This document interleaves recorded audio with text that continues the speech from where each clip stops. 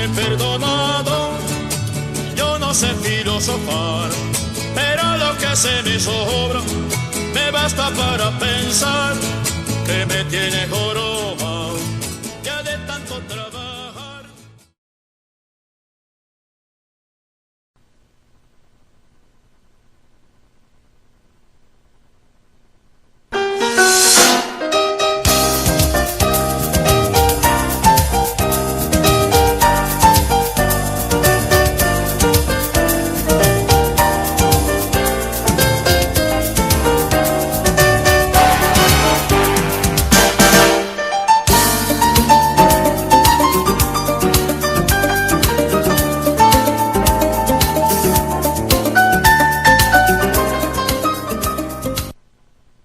Saludos para todos. En la actividad anterior estudiamos el órgano de la visión. Destacamos su importancia en la exploración selectiva del medio, para lo cual se requiere de la participación del pararreceptor, los receptores visuales, así como de la integridad de la vía visual.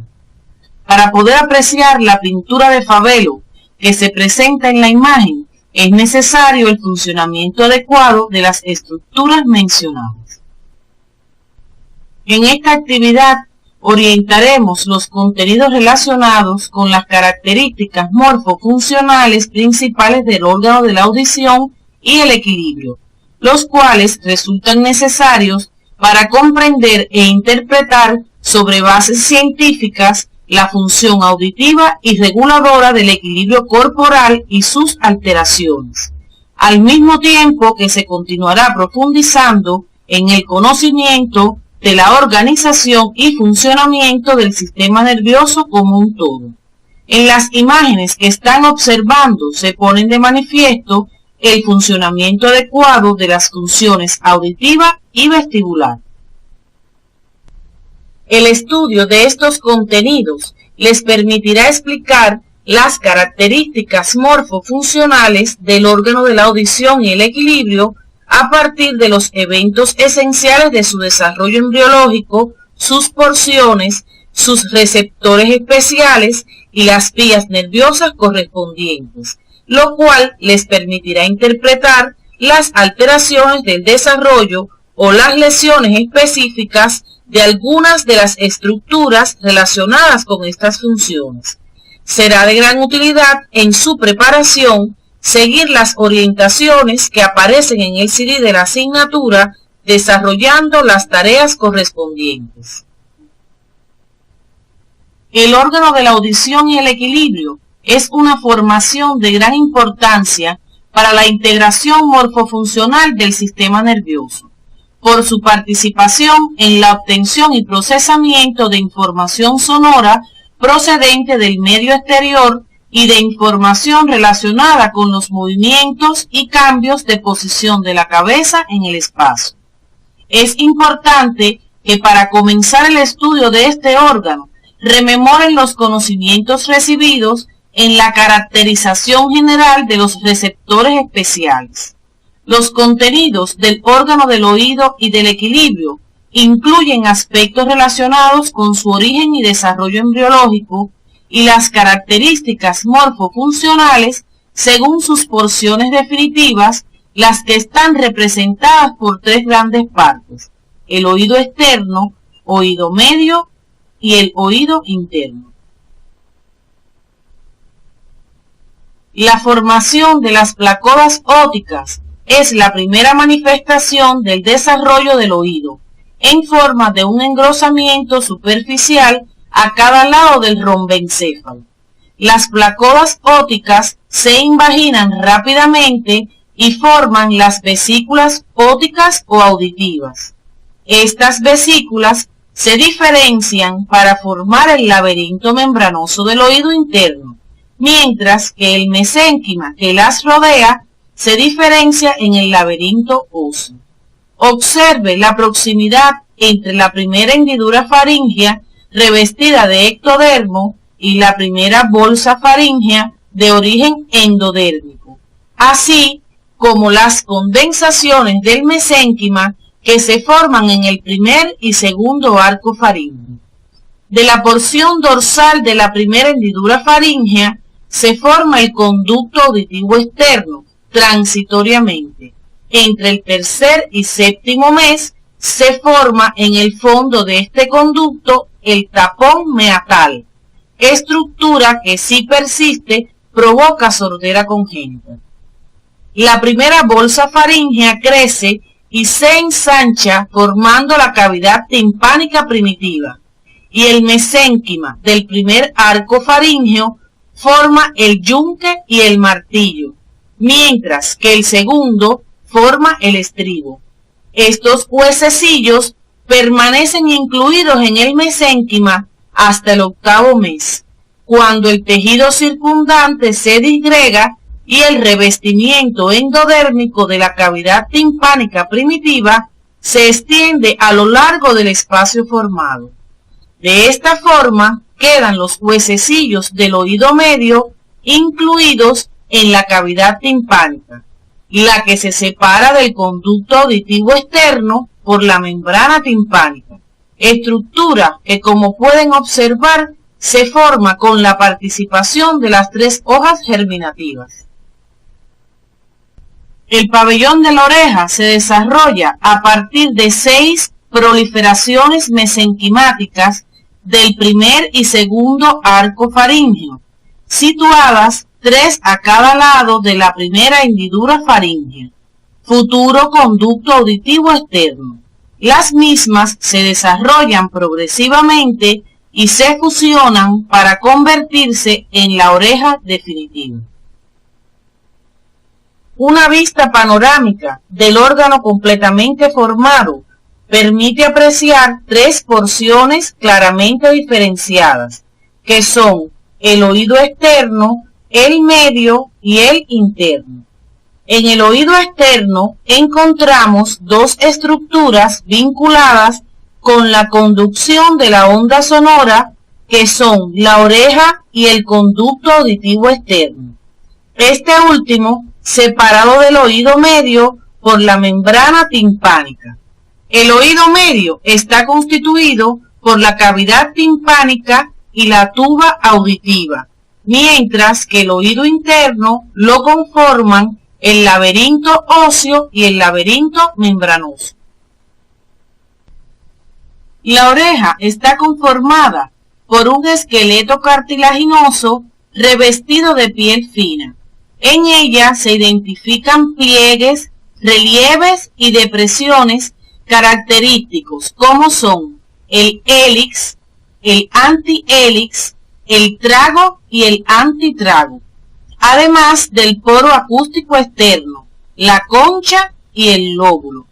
El conocimiento de estas estructuras se utiliza para la realización de procederes terapéuticos de la medicina natural y tradicional, por constituir la oreja un microsistema en el cual están representadas diferentes partes y órganos del cuerpo con los cuales se puede interactuar.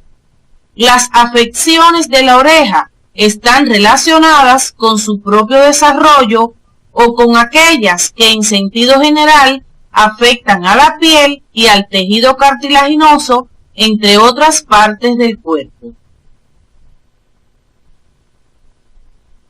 El pabellón auricular participa en la captación de las ondas sonoras, las que dirige al conducto auditivo externo, participando además en la discriminación espacial, es decir, en la localización de la fuente sonora. Esto se debe a la diferencia de tiempo de la llegada de la onda sonora, así como a la intensidad con la que se percibe en un oído y en el otro. Esta estructura, a modo de embudo, se continúa en un conducto algo sinuoso, el conducto auditivo externo, a través del cual se propagan las ondas sonoras hacia la profundidad, donde chocan con la membrana timpánica, lo que se conoce como conducción aérea del sonido. Este conducto está situado en un plano frontal, describiendo un trayecto sinuoso lo que explica que su exploración requiera tirar del pabellón auricular hacia arriba, atrás y lateralmente, cualidad que hace también difícil la extracción de cuerpos extraños, cuando estos son introducidos de forma accidental en niños y enfermos mentales. El hecho de representar la transición entre el pabellón auricular cartilaginoso y el interior de la porción petrosa del temporal explica que sus 2 tercios laterales sean de paredes cartilaginosas, mientras que el tercio medial es óseo. La piel que lo tapiza es rica en vellos y glándulas sebáceas especializadas. La misma se continúa en la superficie externa de la membrana timpánica. La longitud del conducto es menor en niños que en adultos y la posición de la membrana timpánica también es diferente. El oído medio está situado más profundamente en el hueso temporal. Su significación funcional está asociada a la conducción de los estímulos sonoros hacia el oído interno a través de una cadena de huesecillos. De sus 2 porciones, la cavidad timpánica es un espacio de forma irregular de aproximadamente 1 centímetro cúbico de capacidad, en la cual se describen 6 paredes revestidas por una membrana mucosa. Las paredes de mayor significación práctica son la posterior, por su relación con las celdillas mastoideas que en ocasiones son asiento de procesos infecciosos. La lateral, formada por la membrana timpánica, a través de la cual mantiene sus relaciones con el exterior, y la medial, donde se localizan las ventanas redonda y oval, para las interacciones con el oído interno.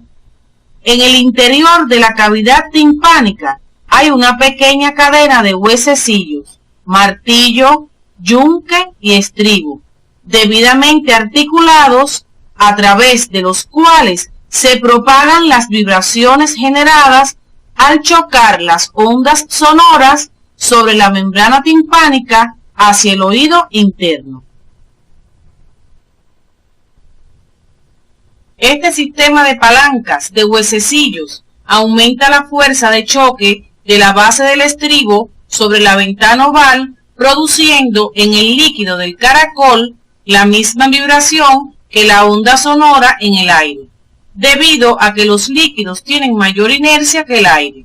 Además, la superficie de la membrana timpánica es mucho mayor que la pequeña base del estribo.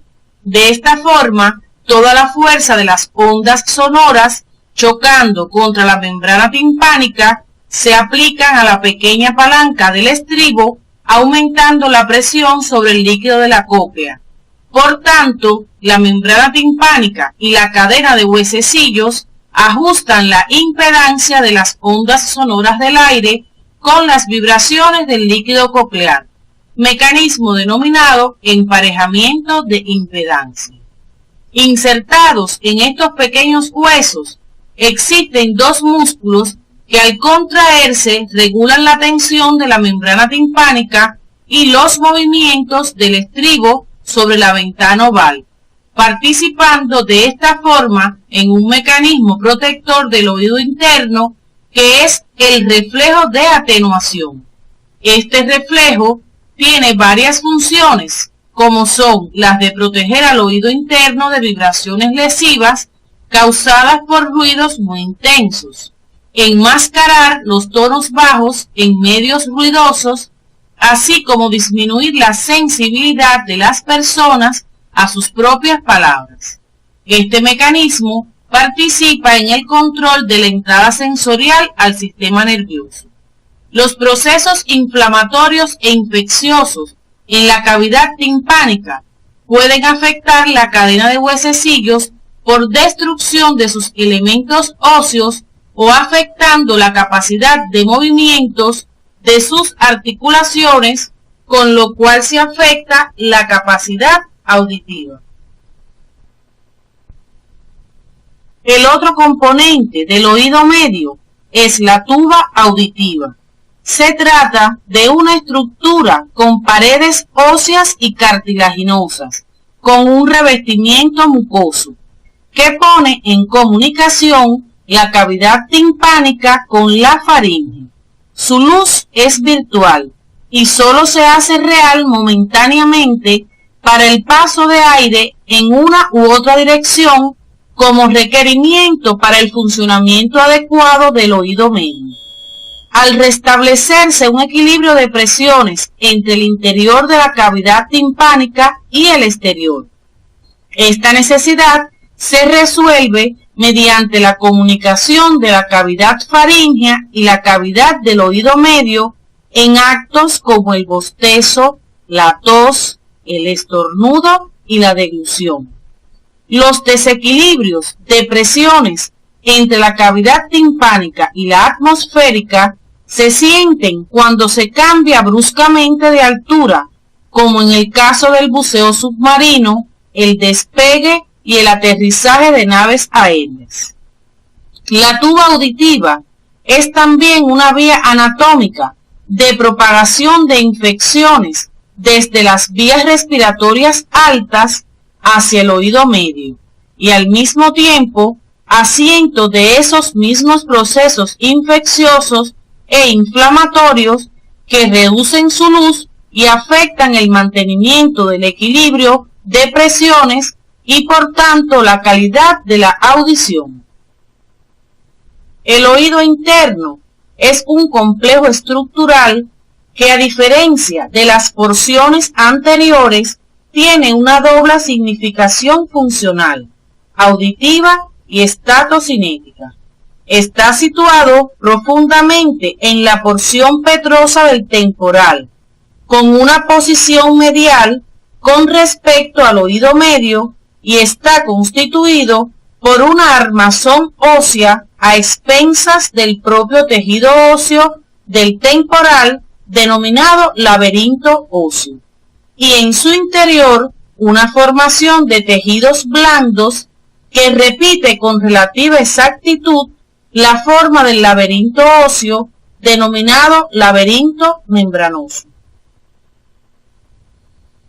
El laberinto óseo se divide para su estudio en tres porciones: el caracol o cóclea, el vestíbulo y tres conductos semicirculares situados en las tres direcciones del espacio. Algunos autores incluyen como cuarta porción al conducto auditivo interno, que es el pasadizo a través del cual penetran al hueso temporal los nervios facial y vestíbulo coclear. Su relación con el oído medio se establece a través de las ventanas oval y redonda.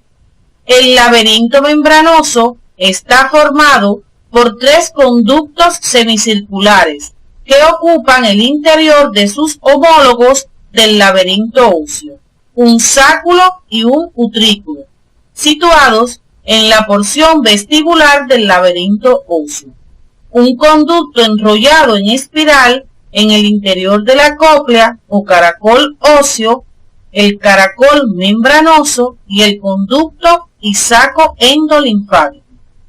El laberinto membranoso está ocupado por un líquido transparente llamado endolinfa y separado de las paredes del laberinto óseo por una pequeña cantidad de líquido llamado perilinfa.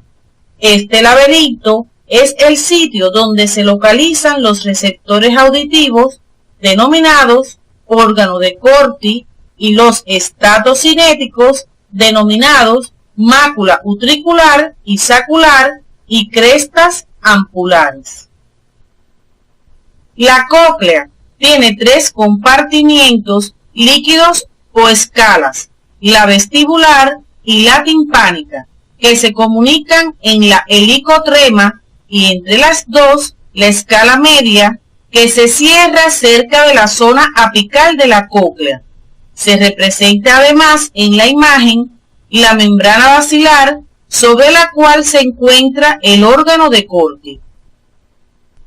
Los sonidos entrando al oído causan oscilaciones del estribo y transmiten su energía a cada uno de estos compartimientos. Como el líquido no es compresible, la onda de presión causa un movimiento alternante hacia afuera y dentro de la ventana redonda de la escala timpánica. La onda de presión causa movimientos oscilantes de la escala media y de la membrana basilar, que no es más que el piso de la escala media. Sobre esta descansa el órgano de Corti, que es estimulado también por estos movimientos. Como puede apreciarse en la imagen, los sonidos de gran frecuencia o agudos hacen vibrar la membrana basilar con mayor intensidad en zonas más cercanas a la base del estribo, y los de menor frecuencia o graves la hacen resonar en porciones cercanas a la helicotrema, razón por la cual los tonos bajos son perjudiciales para el oído interno, ya que la onda líquida tiene menor espacio para disiparse. Se puede apreciar además que las fibras basilares son más cortas cerca de la base del estribo que en las zonas cercanas a la helicotrema. El órgano de Corti es el receptor especializado de la audición y se encuentra localizado sobre la membrana basilar. Este receptor, como los otros receptores especiales estudiados, presenta células de sostén, células sensoriales y sustancias o estructuras asociadas a la superficie. Así, el órgano de Corti está constituido por varios tipos de células de sostén, entre las que se encuentran las células de los pilares y las células falángicas, entre otras. Las células sensoriales se disponen en hileras, una hilera situada cerca del límite interno del receptor, formada por las células sensoriales tipo 1 y 3 hileras hacia la parte externa, formadas por las células sensoriales tipo 2. A estas células sensoriales también se les denomina células ciliadas.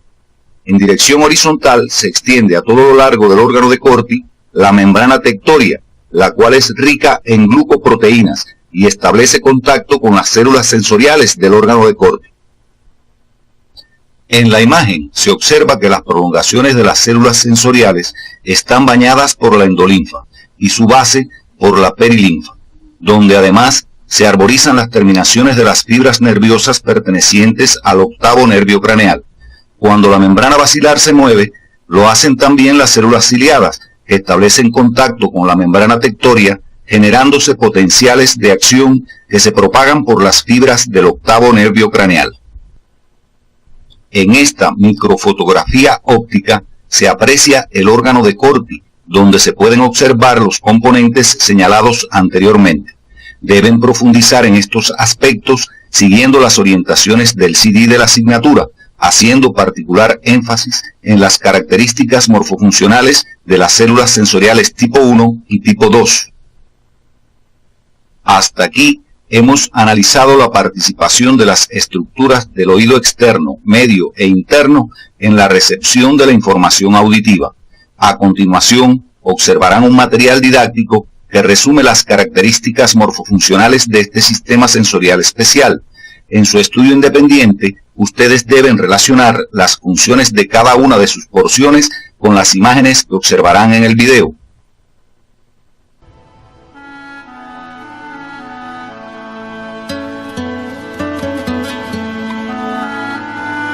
Are gathered by the pinna and directed down the auditory canal to the eardrum or tympanic membrane. The mechanical energy of the sound causes the eardrum to vibrate.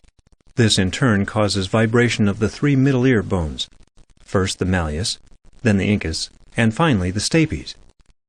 These tiny bones amplify the vibrations. The stapes comes in contact with the inner ear at the oval window. The fluid-filled inner ear is a coiled structure called the cochlea. Vibrations conveyed to the fluid cause bending of hair cells.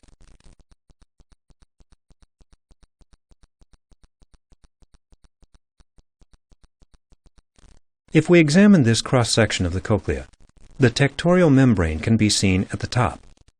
In it are embedded the tips of hair cells, which are shown circled in yellow. When the hair cells bend in response to vibration, the rate of firing by the neurons at their bases changes.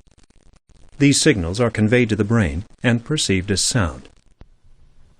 Como ya hemos analizado, formando parte del laberinto membranoso, se encuentran las máculas utriculares y saculares y las crestas ampulares. Las máculas son receptores especiales formados básicamente por dos tipos celulares, las células de sostén y las sensoriales, así como por elementos asociados a la superficie. Existen dos tipos de células sensoriales, las de tipo 1 en forma de cáliz y el tipo 2 de forma cilíndrica, ambas con terminaciones nerviosas aferentes del octavo nervio craneal y con una prolongación de mayor tamaño denominada sinocilio, que determina la sensibilidad direccional de las mismas. Las células de sostén son cilíndricas con núcleos basales y microvellosidades apicales. Se disponen entre las anteriores. Cubriendo toda la estructura se encuentra una capa gelatinosa de naturaleza glucoproteica, denominada membrana otolítica, que presenta concreciones de carbonato de calcio llamadas otolitos o estatoconias. Las máculas utriculares y saculares participan en la detección de la orientación de la cabeza con respecto a la gravedad, por tanto participan en la mantención del equilibrio en la posición estática. Además, detectan la aceleración lineal e informan al sistema nervioso para llevar a cabo los ajustes posturales necesarios y mantener el equilibrio. Las crestas ampulares son receptores especiales localizados en las ampollas de los conductos semicirculares.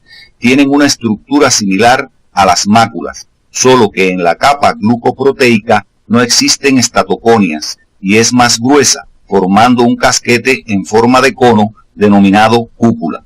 Como pueden apreciar en la imagen que se muestra, cuando se realizan movimientos de rotación de la cabeza, el movimiento de la endolinfa mueve las cúpulas y se estimulan las células sensoriales, enviando los impulsos nerviosos a través del nervio vestíbulo coclear. Así las crestas ampulares participan en la detección de la aceleración angular, con la finalidad de mantener el equilibrio durante la rotación. Además, tienen función predictiva. Deben profundizar en su estudio independiente las características de estos receptores, el mecanismo de estimulación de los mismos, así como las funciones, siguiendo las orientaciones del CD de la asignatura. Los impulsos nerviosos generados a nivel de los receptores antes mencionados se conducen hacia la corteza cerebral por vías nerviosas independientes. La primera neurona de esta vía se localiza en el ganglio de Corti, situado en el interior del mismo caracol. Sus prolongaciones centrales forman la porción auditiva del octavo nervio craneal y salen de la pirámide del temporal por el poro acústico interno hacia los núcleos cocleares, situados en el interior del puente donde se localizan las segundas neuronas. Una parte de los axones de estas neuronas cruzan la línea media y forman el cuerpo trapezoide, uniéndose posteriormente con los axones no cruzados para formar a cada lado unos tractos nerviosos denominados lemniscos laterales, que contienen fibras nerviosas procedentes de los núcleos cocleares de ambos lados y que se dirigen principalmente a través de los brazos conjuntivales inferiores a los cuerpos geniculados mediales del tálamo, donde están las terceras neuronas de la vía. Algunas de estas fibras hacen sinapsis en los folículos mesencefálicos inferiores, en los núcleos olivares superiores y en los núcleos del cuerpo trapezoide para formar circuitos reflejos acústicos. Los axones de las terceras neuronas se dirigen a través del brazo posterior de la cápsula interna a la corteza del giro temporal superior, donde se localiza el centro cortical que controla la función auditiva. El carácter cruzado de la vía auditiva explica que las lesiones unilaterales de la corteza del giro temporal superior no provocan sordera total, sino disminuciones de la agudeza auditiva. En la vía vestibular, las primeras neuronas están localizadas en el ganglio vestibular o de escarpa, situado en la trayectoria de la porción vestibular del octavo nervio craneal, en el interior del conducto auditivo interno. Sus prolongaciones periféricas están relacionadas con los receptores presentes en las crestas ampulares y las máculas del sáculo y el utrículo. Sus prolongaciones centrales se dirigen a los núcleos vestibulares del puente, donde se localizan las segundas neuronas de la vía. Los axones de las segundas neuronas, a diferencia de la vía auditiva, siguen distintos destinos para hacer sinapsis con la tercera neurona. Una parte va directamente al cerebelo por los pedúnculos cerebelares inferiores, otra se dirigen a distintos núcleos de nervios craneales en el tronco encefálico. La integración se realiza a nivel de los núcleos vestibulares de la formación reticular del tallo cerebral. Los núcleos vestibulares son 4 y reciben los impulsos nerviosos provenientes de las crestas ampulares y de las máculas del utrículo y del sáculo. Los que proceden de los conductos semicirculares terminan fundamentalmente en los núcleos vestibulares superior y medial, mientras que las que proceden de las máculas terminan en los núcleos lateral, medial e inferior. Algunas fibras del octavo nervio craneal terminan en el lóbulo flóculo nodular del cerebelo, lo que juega un importante papel en el control de la postura y el equilibrio. De los núcleos vestibulares se originan 2 tractos descendientes a la médula espinal, los tractos vestíbulo-espinales mediales y laterales, así como también un sistema de fibras propios del tronco encefálico. El fascículo longitudinal medial interconecta los núcleos de los nervios motores oculares sexto, cuarto y el tercero o núcleo del motor ocular común del lado contrario. El sistema vestibular envía aferencias al sistema nervioso, pero no se produce una sensación producto del procesamiento de dichas señales, como ocurre en el resto de los sistemas sensitivos, debido a la diferencia de niveles en que se procesa la información de este sistema. El órgano de la audición también puede presentar malformaciones congénitas. La más grave es la sordera congénita, que por lo general se acompaña de mudez y es provocada por defectos múltiples en el desarrollo del oído, asociados a factores genéticos y ambientales. Estos pacientes con discapacidad requieren comunicarse por el lenguaje de señas. Son comunes los defectos del oído externo, fundamentalmente los apéndices preauriculares. Estos suelen ser unilaterales, formados por piel, aunque pueden contener cierta cantidad de cartílago. En la microtia, el pabellón auricular es pequeño o rudimentario. Se debe a la supresión del desarrollo de las prominencias mesenquimáticas que lo forman. La ausencia del meato acústico externo es poco frecuente. Por lo general, el pabellón auricular es normal. Se debe a la falta de la expansión interna de la primera hendidura faríngea, así como a la no desaparición del tapón meatal. La atresia del meato acústico externo es más frecuente y se debe a falta de canalización del tapón meatal. En la diapositiva se muestran las alteraciones de la función auditiva. Estas pueden ser la pérdida total de la audición o sordera, o su disminución, las hipoacusias. Estas pueden ser de conducción cuando la lesión se localiza en el parareceptor, produciéndose la alteración en el mismo lado de la lesión, como sucede por ejemplo en la esclerosis de los huesos del oído medio o las alteraciones del conducto auditivo externo. Por su parte, las nerviosas se producen cuando la lesión se localiza desde los receptores hasta los núcleos cocleares, produciendo la afectación del mismo lado de la lesión, y cuando la lesión se produce desde los núcleos cocleares hasta la corteza, se produce hipoacusia bilateral, más marcada del lado opuesto a la lesión, debido a que la vía es más cruzada que directa. Deben profundizar en este contenido siguiendo las orientaciones del CD de la asignatura. Es necesario precisar como aspectos esenciales de los contenidos abordados los siguientes. El órgano del oído presenta 3 porciones: externa, media e interna. Las porciones externa y media conducen la onda sonora primero a través del medio aéreo y después a la cadena de huesecillos. La porción interna participa en la recepción de los estímulos sonoros y vestibulares. Los receptores especiales de la audición y del equilibrio se encuentran localizados en el laberinto membranoso y están constituidos por células de sostén, células sensoriales y elementos asociados a la superficie. Tanto el impulso nervioso auditivo como el vestibular se desencadenan gracias a la acción de la endolinfa sobre sus receptores especializados. La vía auditiva tiene una amplia representación bilateral. Las afecciones del órgano del oído en las etapas tempranas de la vida exigen de procedimientos especiales de enseñanza como el que estamos observando, para reducir las repercusiones negativas en el proceso de aprendizaje.